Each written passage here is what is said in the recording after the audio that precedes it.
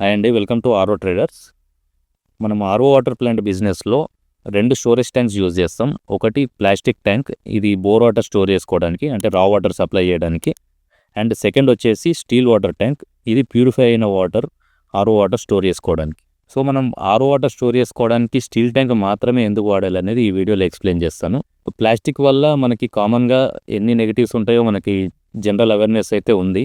But టెక్నికల్గా మనం ఎందుకు స్టోర్ చేసుకోకూడదు, ఆర్ఓ వాటర్ స్టోర్ చేస్తే ఏమవుతుంది, మనకు దానివల్ల బిజినెస్ లాస్ అయ్యే ఛాన్సెస్ ఎలా ఉంటాయి అనేది ఎక్స్ప్లెయిన్ చేస్తాను. సో ఫస్ట్ రీజన్ వచ్చేసి కొన్ని ప్లాస్టిక్ ట్యాంకుల నుంచి బీపీఏ వంటి కెమికల్ కాంపోనెంట్స్ రిలీజ్ అవుతాయి. సో ఈ రిలీజ్ అయిన కెమికల్ కాంపోనెంట్స్ వాటర్లో మిక్స్ అయ్యి అవి మనం డ్రింక్ చేయడం వల్ల భయంకరమైన ఆరోగ్య సమస్యలు వస్తాయి. So this is the first reason. And second reason వచ్చేసి మీరు వాటర్ని కనుక ప్లాస్టిక్ ట్యాంక్లో లాంగ్ రన్లో స్టోర్ చేసినట్లయితే డెఫినెట్గా స్మెల్ని మీరు అబ్జర్వ్ చేయవచ్చు కొన్ని రోజులకి. సో ఈ స్మెల్ కనుక కస్టమర్ అబ్జర్వ్ చేస్తే డెఫినెట్గా మీ సేల్ డ్రాప్ అవుతుంది, పక్కన ప్లాంట్ వాళ్ళది సేల్ ఇంక్రీజ్ అవుతుంది.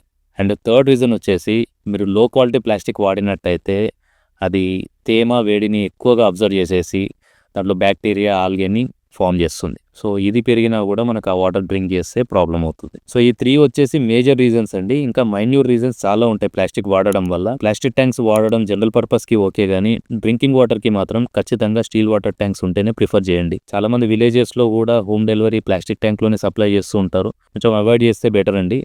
స్టీల్ కొద్దిగా కాస్ట్లీయే, బట్ హెల్త్ ఇంపార్టెంట్ కదా కాస్ట్ కంటే. థ్యాంక్ యూ అండి. Thank you for watching RO traders.